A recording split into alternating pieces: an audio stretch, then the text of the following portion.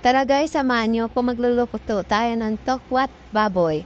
Ayan ang ating baboy at ang ating tokwa. 4 na pirasong tokwa at yan, hiniwa-hiwa ko na ang ating baboy na maliliit, pa-cubes lang. At tapos binabad ko siya sa asin at ang ating hiniwa-hiwa ko ng maliliit na pa-cubes lang. At ayan na nga, piniprito na natin ang ating tokwa.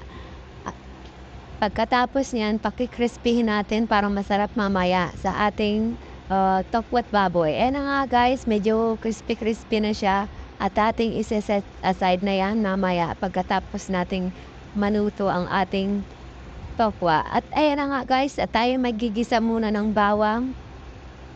At pagka naggisa na natin ang ating bawang ay ilalagay na natin ang ating baboy.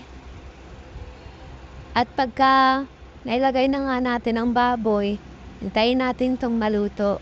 Gigisahin lang natin ng maigi ang ating baboy at maglalagay na tayo ng ating mga ingredients. Ang nilagay pala dyan ay paminta, asin, paprika at basil leaf at isang cubes.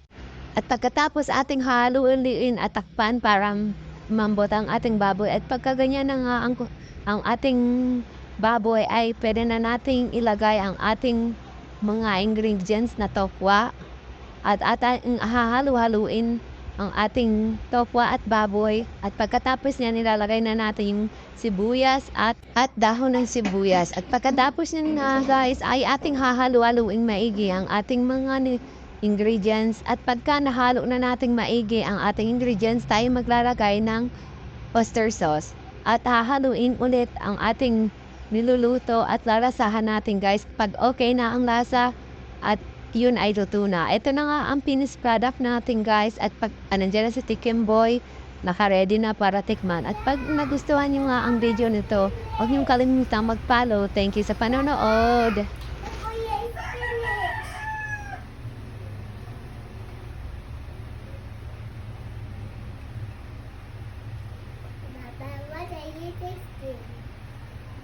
Okay, it's good. Thank you.